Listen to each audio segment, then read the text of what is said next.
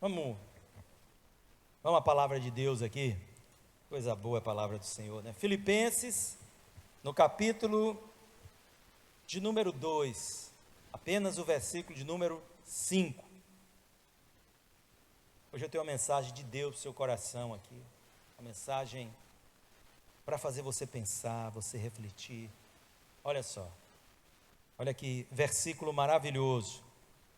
Isso fala sobre alcançarmos o padrão de Cristo, ter a forma de pensar de Cristo Jesus. Olha como a Bíblia se preocupa com a nossa forma de pensar. Filipenses, capítulo de número 2, versículo 5. Olha o que aqui diz a palavra do Senhor. Tenham entre vocês o mesmo modo de pensar de Cristo Jesus. Tenham entre vocês o mesmo modo de pensar de Cristo Jesus. Eu quero fazer uma pergunta a você. Você acha que você reproduz o padrão de Cristo? Que você se parece com Cristo? Que as pessoas conseguem enxergar Cristo na sua vida? Então pare e pense nisso. Pense lá na sua família, na sua vizinhança, no seu ambiente de trabalho. Será que você tem reproduzido o padrão de Cristo? Porque reproduzir o padrão de Cristo é o motivo de nós sermos chamados cristãos. É a causa. O que caracteriza o verdadeiro cristão é reproduzir este padrão, este modelo. Porque padrão é isso, né? É um modelo, é um tipo ideal de alguma coisa. Então, se nós não produzimos o padrão de Cristo, nós estaremos fadados a reproduzir o padrão do mundo. Porque nós sempre vamos estar reproduzindo algum tipo de padrão. Ou a gente tem a consciência de que nós, como cristãos, precisamos reproduzir este padrão de Cristo, ou se não tivermos essa consciência, nós vamos acabar reproduzindo o padrão do mundo. O padrão do mundo. Desta carnalidade que existe aí fora. Sem estabelecer uma diferença entre nós e as pessoas que não têm o conhecimento de Cristo, como nós temos. Isso é bíblico ou não é? É bíblico. 1 de Coríntios, capítulo 3, versos de 1 a 3, Paulo diz o seguinte: Eu, porém, irmãos, não pude falar a vocês como a pessoas espirituais, e sim como a pessoas carnais, como a crianças em Cristo. Eu lhes dei leite para beber, não pude alimentá-los com comida sólida, porque vocês ainda não podiam suportar, nem ainda agora podem, porque vocês ainda são carnais. Porque se há ciúmes e brigas entre vocês, olha o padrão do mundo. Olha o padrão do mundo. Será que isso não mostra que são carnais e andam segundo os padrões humanos? Veja só, irmãos, como a Bíblia, ela é clara em muitos aspectos.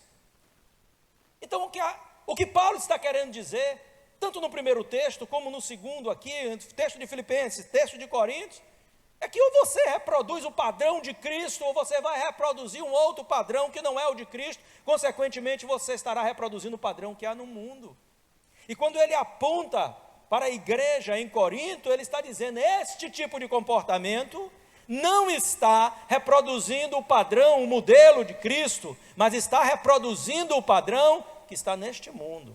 Então vocês estão vivendo como padrão de pessoas que não conhecem a Jesus. Agora, mas para reproduzir esse padrão, e aí eu quero entrar na nossa mensagem, no nosso versículo, né? Nós precisamos ter, o que é que nós vimos aqui? O mesmo modo de pensar de Cristo Jesus. Porque se nós não temos o mesmo modo de pensar de Cristo, não agiremos como Ele age. Porque a nossa forma de pensar determina a nossa forma de agir. É assim ou não é? Como você pensa, você age. Se você entende que você precisa ser uma pessoa amável, porque a Bíblia te ensina isso, é um fruto do Espírito Santo, você vai tratar as pessoas com amabilidade. Mas se você não entende isso, você acha que você pode ter uma forma de agir para com as pessoas, segundo o padrão que você viu em muitas pessoas lá no mundo, o que é que você vai fazer? Você vai reproduzir este padrão. Então você vai ser uma pessoa grosseira, você vai ser uma pessoa mal educada com as outras pessoas, e você não vai expressar o amor de Cristo, o fruto do Espírito Santo na sua vida. É assim que a coisa funciona, é isso que Paulo está tentando dizer à igreja: tenham entre vocês o mesmo modo de pensar de Cristo Jesus. Pense como ele pensou. Por isso a Bíblia dá uma atenção tão intensa e especial à sua maneira de pensar, à minha maneira de pensar. Porque Deus que nos criou sabe que a nossa maneira de pensar, como eu disse aqui, vai determinar a nossa maneira de agir, a nossa forma de agir. Isso é uma questão muito séria. Porque você não vai agir em desacordo com a forma que você pensa. Trabalhar a forma como você pensa é fundamental para que você mude as suas ações. Você sabe que às vezes a pessoa pensa que o novo nascimento gera nela tudo aquilo que é necessário para provê-la na jornada da vida cristã. O novo nascimento te reconecta a Deus, te dá a natureza divina, te faz fazer parte da família de Deus. Mas existem coisas que vão muito para além disso. O apóstolo Paulo, ele vai nos dizer lá em Romanos, no capítulo 12, versículo 2, vocês já ouviram esse texto demasiadamente, que nós não podemos ter a forma deste mundo, mas precisamos ser renovados pela transformação do nosso entendimento. Nossa mente precisa ser renovada pela palavra de Deus. Por quê? Porque nós estamos entulhados com muitos sofismas,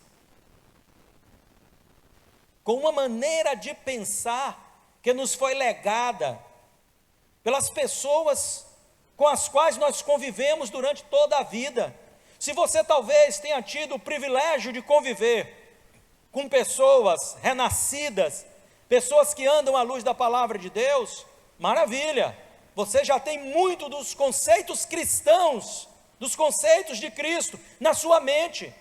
Mas também, se você não teve esta felicidade de andar e de ter comunhão com pessoas assim, talvez você viveu num ambiente familiar bem desconstruído, talvez você viveu num ambiente familiar cheio de vícios, cheio de problemas, cheio de tensões, cheio de violência, de amargura, e isso foi o que você aprendeu, está na sua mente. Então é necessário que através da renovação, e a renovação vem pelo entendimento da vontade de Deus através da sua palavra, conhecer a palavra, você seja mudado.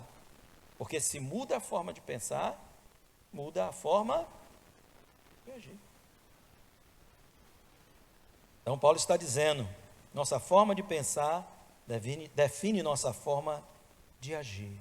Então vamos pensar como Cristo, e assim nós agiremos como Ele. Então, como Cristo pensa, ou como Cristo pensava, colocando dentro dessa perspectiva do seu ministério terreno. Toda a Bíblia revela o modo de pensar de Deus, não é verdade? Toda a interação de Deus com a humanidade revela o modo da Trindade Santa pensar. Mas de uma forma ainda mais específica, quando você olha para o Novo Testamento e para os Evangelhos, você vai ter, eu não vou entrar neste ponto aqui, tá? Eu quero falar ainda sobre outra coisa, mas como é que Cristo pensava? Você vai ter oportunidade agora em julho, começar no nosso plano de leitura, a reler, porque se você já acompanha, você vai reler, ou vai ler pela primeira vez o Novo Testamento nesses próximos 6 meses, tá? E você vai desfrutar de tudo aquilo que tem ali, que está contido nos Evangelhos, como que Cristo, ele pensava as coisas, muitas vezes completamente diferente do que nós pensamos. Quando nós olhamos como, por exemplo, a matemática de Cristo, é dando que se recebe. Essa é a matemática que você aprendeu? Ah, não. Você aprendeu que quem tem um e tem mais um, soma-se, e aí viram 2. Mas o Senhor está dizendo, se você dá, aí é que você está somando. Ele diz, dê e dá-se-vos-á, em uma medida recalcada, sacudida e transbordante. Então essa é a maneira de pensar do Senhor. Quando ele fala, por exemplo, lá no Sermão do Monte, sobre felicidade, o que ele vai afirmar? Ele diz que felizes realmente são aqueles que são humildes de coração. Humildes de coração. Ele não está falando humildes de aparência, porque tem muita gente que é aparentemente humilde, mas pisa no pé dele. Que você vai ver o tamanho do orgulho que está guardado ali. Mas humilde de coração. E quem é humilde de coração é aquele que reconhece a sua dependência de Deus. É aquele que reconhece que não importa o que tem ou o que é, mas que ele depende de Deus. Com isso, Jesus está dizendo o quê? Não importa o que você tenha ou o que você seja. Não é isso que determina a sua felicidade. O que determina a sua felicidade é se você compreende que você precisa de Deus e que você o busca. Assim, todos podem ser felizes. Porque se dependesse do que temos ou do que somos, muitos não poderiam ser felizes porque não têm, e diante dos olhos dos homens nada são. Mas não é assim que Jesus pensa. Você vai aí fora, alguém vai trazer um discurso, assim, você precisa ter as coisas para ser valorizado, rapaz. Para as pessoas lhe dar valor, você tem que ter nome, você tem que ter isso, você tem que ter status, você tem que ter aquilo. Nada disso é um problema em si mesmo. O ter, muitas vezes, é bênção de Deus na sua vida. Então, tenha com muita abundância. Amém? Mas, não se esqueça disso. Isso não lhe tornará feliz. Isso é a forma como Cristo aqui pensava, né? Cristo pensava assim. Mas a questão principal da nossa abordagem não é como Cristo pensava, mas é como desenvolver o mesmo modo de pensar de Cristo Jesus. É uma coisa saber como ele pensava. Como ele pensava determinava a sua forma de agir. Porque ele agia de acordo ao seu pensamento. E às vezes a gente se conflita, né? Porque, como por exemplo, no exercício da nossa misericórdia, nós queremos ser muito mais misericordiosos do que Deus às vezes. Jesus era aquele sujeito que ele tinha um coração aberto para todo mundo se achegava a ele. Mas às vezes ele tinha aquele pavio curto com a hipocrisia daqueles falsos religiosos. É assim ou não é? Isso demonstra a forma dele pensar. Ele não admitia a hipocrisia. Ele não admitia certas coisas. Você sabe uma coisa que ele não suportava? A mornidão. Ele disse à igreja de Laodiceia, porque você não é quente e nem frio, eu estou perto de vomitar-te da minha boca. É incrível isso, né? Ou seja, pastor Daniel, ele valorizava mais aquele que não era do que aquele que dizendo ser era morno. Porque o frio representa o que não era. Ele disse, se você não é, eu quero que você venha a ser. E se você é, permaneça sendo. Agora não fique em cima do muro. Não fique em cima do muro. Isso era a forma de pensar dele. Agora eu quero chegar a este entendimento através do dos textos que nós temos aqui, como desenvolver a forma e o modo de pensar. Então Paulo constrói isso, sabe por quê? Porque Paulo estava lidando com um problema dentro da igreja, e ele vai falar, não só neste versículo, mas em outros versículos aqui, que é necessário ter a mesma maneira de pensar de Cristo, que é necessário pensar concordemente no Senhor, ou seja, da mesma forma como o Senhor pensa. Ele vai dizer lá em 4:2, ele vai dizer em 3:15, ele vai falar sobre isso. Ele sabia, eu preciso trabalhar a forma de pensar desta igreja, para que esta igreja reproduza o padrão de Cristo, senão não vai, porque da forma como essa igreja pensa, essa igreja age. E não está falando aqui de todo mundo, é óbvio, mas havia lá uma briga, um problema, que a gente vai chegar lá daqui a pouco, e Paulo estava tratando dessas coisas, desses problemas dentro da igreja, e Paulo estava tratando de outros temas também dentro da igreja, então precisava se chegar a isso. Para pensar como Cristo é necessário, em primeiro lugar, que a obra de Deus não se limite em nossa vida apenas ao novo nascimento, irmãos. A obra precisa ser contínua, a obra precisa ser continuada em nossas vidas, para que o aperfeiçoamento venha na nossa compreensão. É o processo do amadurecimento da vida cristã. Olha o que ele diz no capítulo 1, versículo 6 sobre isso, preste atenção, porque isso é uma mensagem para amadurecer você. Ele diz o seguinte: estou certo de que aquele que começou a boa obra em vocês há de completá-la até o dia de Cristo Jesus. Ele está falando da continuidade da obra de Deus, porque a obra de Deus em nossas vidas diz respeito às experiências que nós vivemos com o Senhor, e a influência dessas experiências produzirão o amadurecimento. A mente, a mentalidade de um crente maduro é muito diferente da mentalidade de um crente que ainda é uma criança em Cristo Jesus. Da mesma forma como há diferença entre um homem e uma criança. A forma de pensar de um pai é igual à forma de pensar de um filho? É claro que não. A forma de pensar de um adulto é igual à forma de pensar de uma criança? Não. E nesta mesma proporção está aquele que é amadurecido em Cristo e aquele que é uma criança em Cristo. Agora, esse amadurecimento não é resultado do tempo decorrido da nossa conversão, de maneira nenhuma, porque o tempo é um agente passivo e não ativo. Eu já disse a você que o tempo de si mesmo ele não muda, se você não agir no tempo para as mudanças. Isso não é resultado do tempo. Eu tenho 10 anos de cristão, então 10 anos de cristão significa dizer que eu sou um crente maduro. Não significa dizer nada disso. Você pode ter 10 anos de vida cristã no jardim de infância e nunca saiu dele. Você pode ter 30 anos de vida cristã e não ter saído do jardim de infância.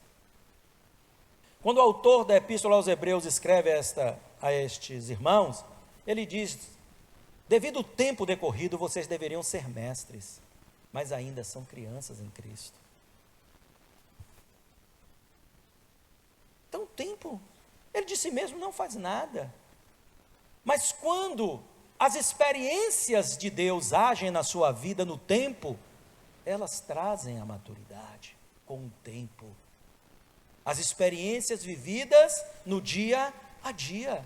Não é isso que Paulo fala lá a Corinto, na segunda epístola dele, capítulo 3, verso 18, que nós somos transformados de glória em glória. É uma coisa contínua. É um aprendizado, é uma experiência contínua que nos leva à maturidade e nos traz a forma de pensar de Cristo, o amadurecimento para isso. E Paulo ele traz aqui alguns exemplos. Ele usa primeiro o seu exemplo, eu vou usar primeiro o seu exemplo, e ele, nessa ordem cronológica também ele o faz. Quando ele diz assim, capítulo 1, versículo 12 de Filipenses: quero ainda, irmãos, que saibam que as coisas que me aconteceram têm até contribuído, ele está falando de sua prisão, tem até contribuído para o progresso do Evangelho. A minha prisão tem contribuído para o progresso do Evangelho. A forma de pensar de Paulo é que a prisão dele gerou fruto para o Evangelho.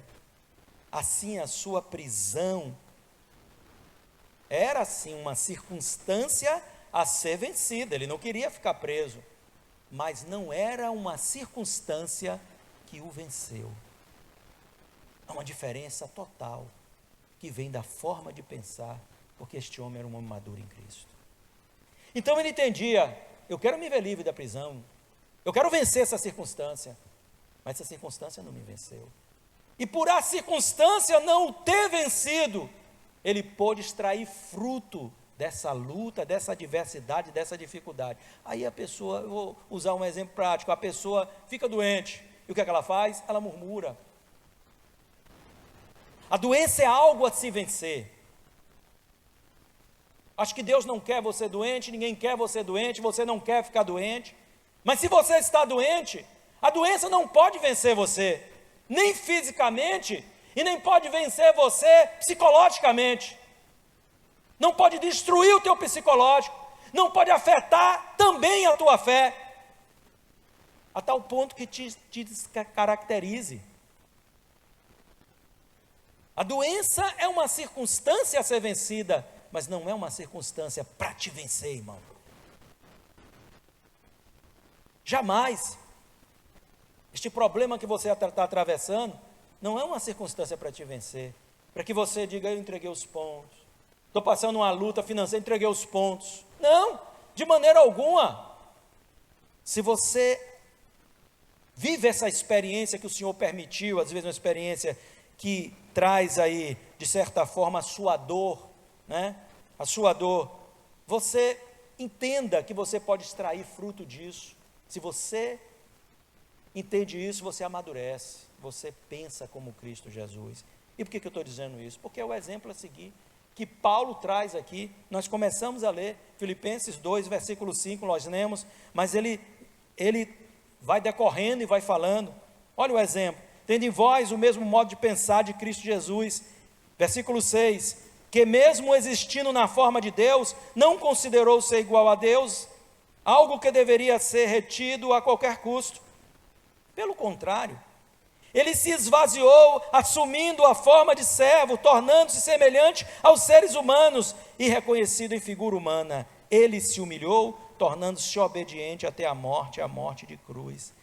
Então, Paulo fortalece o seu argumento usando o exemplo de Cristo. Por quê? Porque para muitos, quando você fala isso, a pessoa acha ridículo, né? Por que o sofrimento de Cristo, o vitupério de Cristo, você não está vendo que isso é ilógico?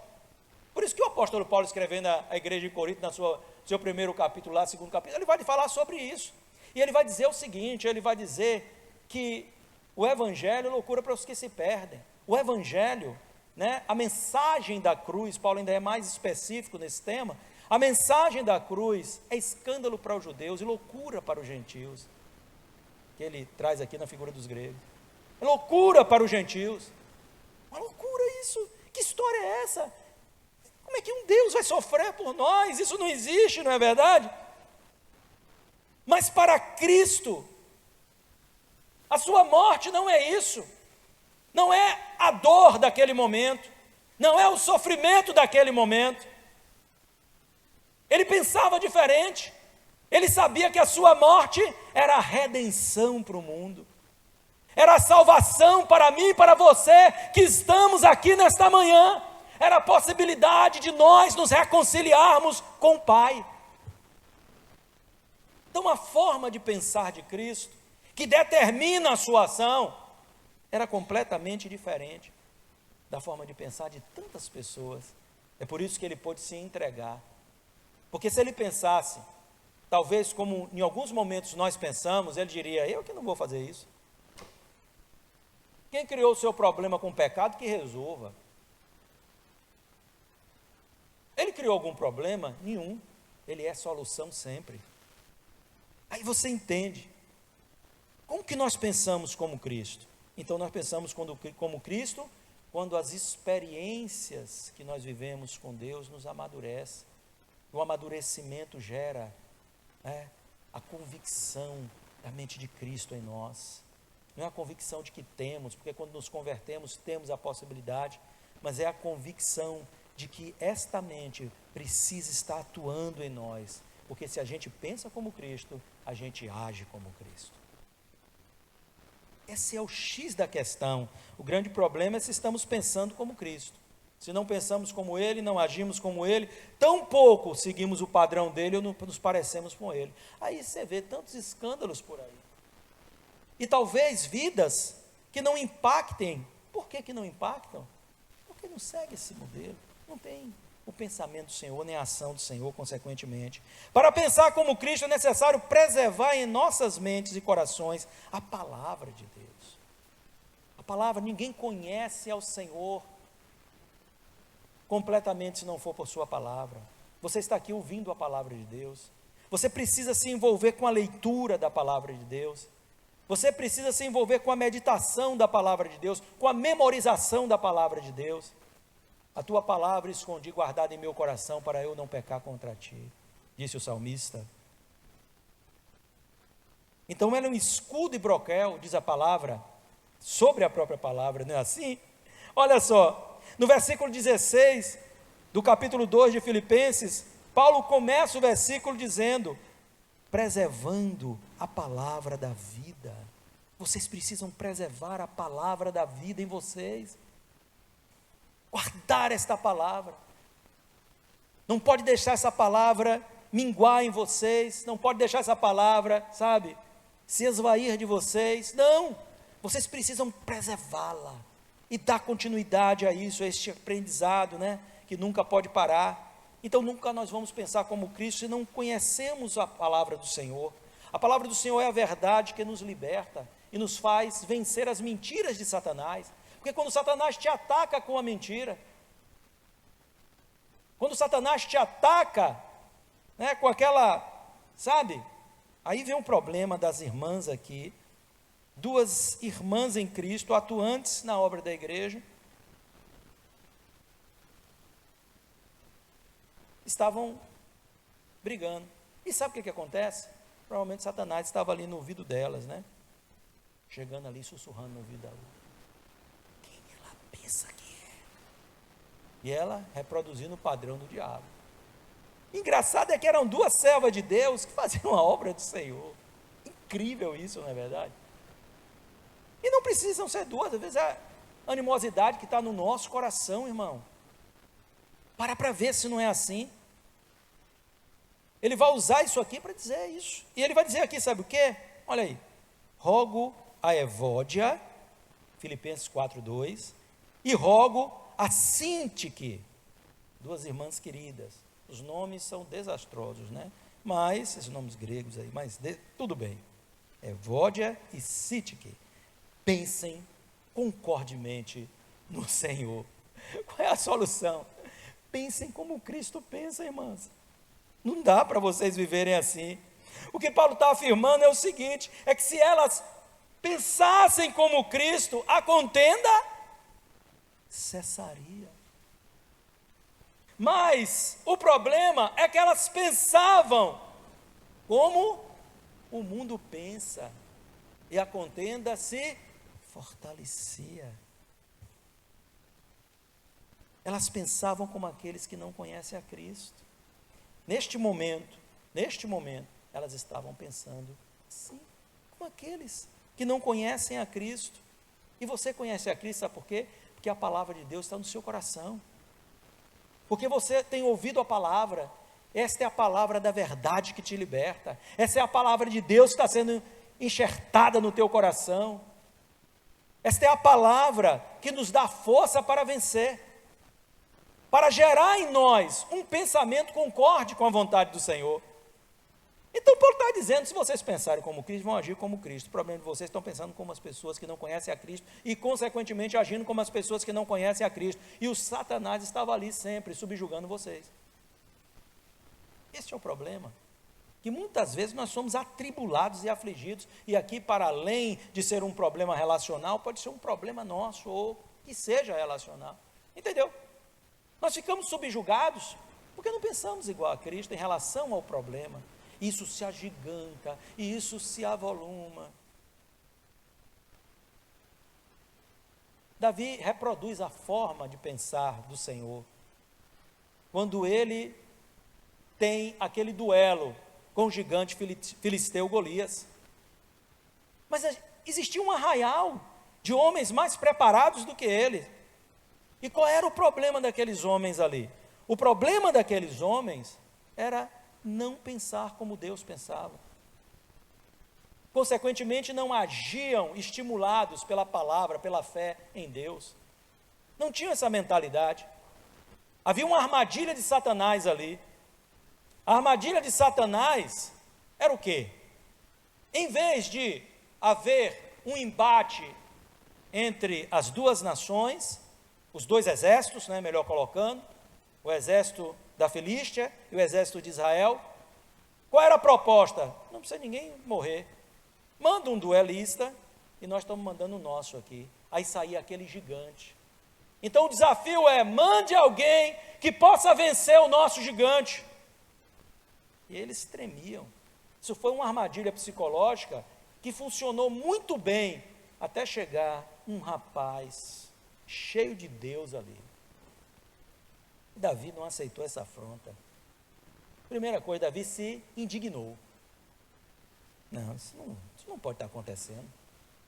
Vocês são um povo de Deus, o que está acontecendo aqui? Quem é esse incircunciso filisteu para estar afrontando o exército do Senhor dos exércitos? Quem ele pensa que ele... Mas não pode, vamos lá. Eu vou, se ninguém vai, eu vou. Qual é a forma de pensar dele? E ele expressa, e ele age de conformidade à sua forma de pensar, mas ele expressa muito bem a sua forma de pensar, quando ele diz ao gigante: você vem a mim com espadas e escudo, mas eu vou até você em nome do Senhor dos exércitos. Ele disse: isso é que eu penso, essa é a minha fé, eu sei que Deus é comigo, e eu vou vencer, e eu vou derrotar esse gigante. Olha aí, e o povo estava lá assim, olhando, porque pensava como as pessoas que não conhecem a Deus, que não têm conhecimento da palavra de Deus, pensam.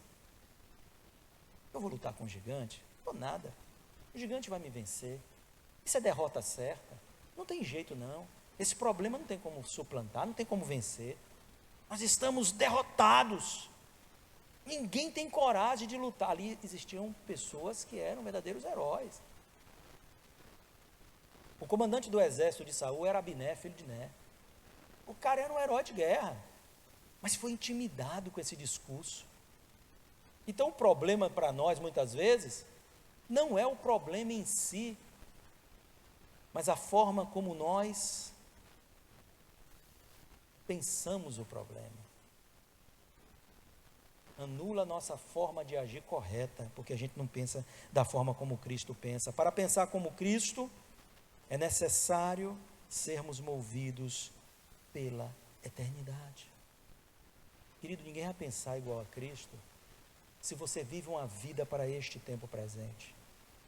Vamos lá, o que é que Paulo diz sobre isso? Capítulo 3, os versículos de 3 a 15, Paulo diz o seguinte: irmãos, quanto a mim não julgo havê-lo alcançado, mas uma coisa faço, esquecendo-me das coisas que para trás ficam, e avançando para aquelas que estão adiante de mim, prossigo para o alvo.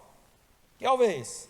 Para o prêmio da soberana vocação de Deus em Cristo Jesus, o alvo da eternidade. Aí ele diz no versículo de número 15: todos, pois, que somos maduros, tenhamos este modo de pensar. Tenhamos este modo de pensar. E se em alguma coisa vocês pensam de modo diferente, também isso Deus revelará para vocês. Se ainda alguém aqui não entendeu que nós devemos continuar firmes, indo para a eternidade, marchando para o propósito de Deus para nós. É por isso que eu preguei aqui para vocês, que o nosso futuro sempre reservará coisas melhores para nós do que o nosso presente. Basta você olhar para a eternidade. Tudo de bom está lá, irmão. E você é convidado por Deus, sobe até aqui. Aleluias. Amém. Olha que coisa maravilhosa. Então aqui ele está dizendo, tenhamos este modo de pensar, de que precisamos até nos desvencilhar das coisas que para trás ficam, As coisas do passado nos amarram muitas vezes e nos impede de andar para este alvo. Mas qual é o impedimento que o passado tem sobre você? É o acontecimento em si? Não. É a sua forma de pensar sobre isso, que muitas vezes te destrói. Jesus ensina que nós precisamos ser movidos pela eternidade. E para olharmos para frente, a gente precisa tirar os olhos da onde? Da nossa retaguarda. Para continuarmos olhando firmes e caminhando para este alvo, a gente precisa tirar os olhos disso aqui, irmão. Essas lutas do tempo presente, como disse Paulo, não são nada comparado com a glória que vai se manifestar no porvir. Então tira os olhos disso, não deixe essas coisas te amarrar, te aprisionar, porque você não vai correr a carreira que está proposta, você não vai conseguir. Então Paulo, ele expressa isso. Ele diz que Cristo objetivava algo que é muito superior. Quando Cristo quis motivar os seus discípulos, que estavam abatidos, abalados, pela informação de que ele ia partir em breve, o que foi que ele fez? Ele disse a eles: vou enchê-los de poder, vocês vão bombar aqui na terra, vai dar tudo, vai ser aqui, não se preocupe com nada, fartura, tudo aqui. Não, ele não falou nada disso. Sabe o que ele disse? João 14, de 1 a 4, ele diz assim: que o coração de vocês não fiquem angustiados. Evangelho de João, capítulo 14. Vocês creem em Deus e creiam também em mim. Na casa de meu pai há muitas moradas. Se não fosse assim, eu já lhes teria dito, pois vou preparar um lugar para vocês. Prendam a mente de vocês nisso, e não nas circunstâncias. O Cristo vai morrer, o Cristo vai ressuscitar, o Cristo vai ser assunto aos céus. Tudo isso é garantia do que eu estou prometendo a você. Você vai passar por luta, você vai vencer, outras lutas virão. Tem dias que você vai chorar, outros que você vai se alegrar. Não se prenda a nada disso. Existe um lugar preparado para você, lá na glória de Deus. Quando somos movidos pela eternidade, olha aí, nós temos uma alegria, uma forma de pensar de quem é movido pela eternidade, não se prende às circunstâncias desse tempo presente. Ele diz no versículo 13, quando eu for e preparar um lugar, voltarei, os receberei para mim mesmo, para que onde eu estiver, vocês estejam também, e vocês conhecem o caminho para onde eu vou. Meus irmãos, às vezes nós estamos tão abatidos com as pequenas coisas deste mundo, com as desilusões deste mundo. É um emprego, aquele trabalho que não deu certo, aquela empresa que talvez não tenha dado como a gente esperava, não é verdade? Nós estamos abatidos porque um relacionamento não deu certo. Eu digo aqui que obviamente não um casamento, mas um namoro lá não deu certo, levou 300 anos para arrumar um namorado, depois a coisa não dá certo, eu sei que é frustrante, mas não se abata com isso. Olha para a eternidade, olha para frente, olha para o alvo da soberana vocação de Deus em Cristo Jesus, para onde você estará. Se essas palavras foram poderosas para consolar o coração de Pedro, o coração de João, de Tiago, o maior e o menor, de Judas, de Simão, essas palavras são poderosas para consolar os nossos corações também.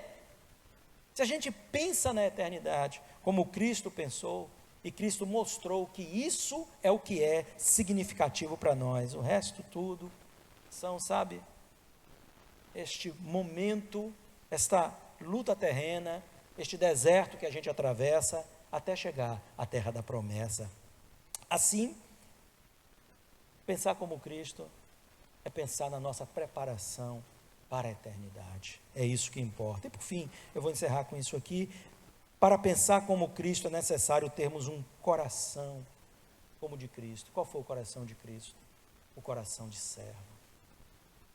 Irmão, se você não tem um coração de servo, você nunca vai pensar como Cristo. Não vai. Sabe por quê? Porque o que vai prevalecer é a sua vontade de Senhor da sua vida. Versículo 7 de Filipenses capítulo 2, o texto que nós lemos, diz assim, 7 e 8. Pelo contrário, ele se esvaziou, assumindo a forma de servo, tornando-se semelhante aos seres humanos e reconhecido em figura humana. Ele se humilhou, tornando-se obediente até a morte, morte de cruz. Sabe que um dos grandes problemas da nossa igreja atual é que essa igreja, ela aprendeu a ser uma igreja de senhores. Senhores mimados, em vez de servos obedientes. Senhores cheios de si. Cada um concebe a igreja da forma que quer. É o gosto do cliente. Estou falando de uma forma genérica, né? O evangelho hoje está assim. Então, nós estamos vendo que isso tem determinado, essa é a forma da pessoa pensar. A igreja existe para o meu benefício. A igreja existe para produzir em mim coisas boas. Então eu julgo o que acontece na igreja. Eu não estou dizendo aqui julgar comportamento errado, porque isso está na luz da palavra. Pecado é pecado e acabou. Mas julgar a liturgia, a forma de alguém pregar, a forma de alguém tocar. Então, por quê? Porque nós temos sido ensinados que o culto foi feito para nós. Você entende isso? Então, se o culto foi feito para mim, eu tenho todo o direito. Gostar ou não gostar. Então, se a irmã chegou aqui e adorou, eu não gostei, dane-se, não gostei, acabou. Ela não veio aqui cantar para mim. Ela veio aqui cantar para Deus. Quem tem que julgar isso é Deus. E é claro que se as coisas estão fugindo do padrão bíblico, aí cabe a nós levar de volta para o padrão bíblico, natural. Mas uma igreja de senhores, ela sempre vai querer mais das coisas que agradam à sua vontade.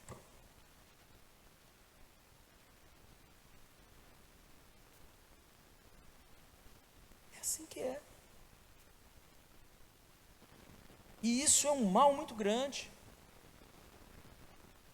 É muito diferente quando nós vivemos uma igreja de servos, porque o servo se submete à vontade do seu Senhor. Foi isso que Jesus fez acerca da vontade de Deus o Pai. Ele se submeteu. Depois de se esvaziar, aqui nossas, né? Esvaziamento não é perder a sua identidade divina. Não é perder, ele não deixou de ser Deus. Ele apenas não usou os seus atributos divinos. Então ele entendia que servindo ao Pai, ele cumpriria uma missão extraordinária que lhe fora confiada. Ele agradaria o coração do Pai. Ele resgataria o mundo. Se a nossa forma de pensar for a forma de pensar de senhores, nunca teremos um pensamento concorde ao pensamento de Cristo. Porque Cristo veio para ser servo de todos nós. De todos nós. E nós, se aprendermos com Ele, seremos servos uns dos outros. Tem gente que não está aqui para servir. Eu não digo nem aqui, tem gente que não está na igreja para servir, está para ser servido, não é verdade? A começar dos altares. Está para ser servido. Por isso sempre não é assim, irmão. E eu falo novamente, não é a gente tratar de coisas que realmente não estejam no padrão da palavra, pelo amor de Deus, não é verdade? Se alguém está aqui, traz uma coisa, não, peraí, irmão, isso aí não é de Deus, é diferente. Mas não é julgar essas coisas, porque eu gosto disso. Aí eu gosto do pregador tal, não gosto do pregador tal, então todo dia, Não é assim, irmão. Não é o que eu gosto. É o que agrada o coração do Pai. E muitas vezes o que agrada a Deus é contrário ao que me agrada. Agrada a minha carne nesse sentido. É assim ou não é? Você gosta de jejuar? Você está pensando aí? Você gosta de jejuar? Não, você não gosta de jejuar. Mas isso agrada a Deus. E você deve jejuar porque isso agrada a Deus e é importante para você. Mesmo sabendo que você não gosta, que ninguém gosta. Eu tenho um prazer de jejuar 30 dias sem comer e sem beber. Misericórdia, sem comer. Um dia já é um peso, né? Eu estou dando esse exemplozinho para você entender. Nós jamais teremos a mente de Cristo, a forma de pensar será determinada pela nossa vontade, querido. Nossa vontade. É por isso que a gente demanda a nossa vida, as nossas escolhas dentro da casa de Deus, o nosso partidarismo. Aí vai gerando grupos, facções, divisões, esse tipo de coisa. Porque não temos o modo de pensar de um servo, mas de um Senhor, que quer ser agradado. Que quer ser agradado. Tende em vós o modo de pensar que houve em Cristo Jesus. Então eu te pergunto, você se parece com Cristo? Você reproduz o modelo de Cristo? Porque esse é o sentido de nos chamarmos cristãos. Para reproduzir o modelo de Cristo, nós precisamos pensar como Cristo, porque da forma como pensamos, é a forma como nós agimos. Amém? Glória a Deus. Vamos ficar em pé, bora.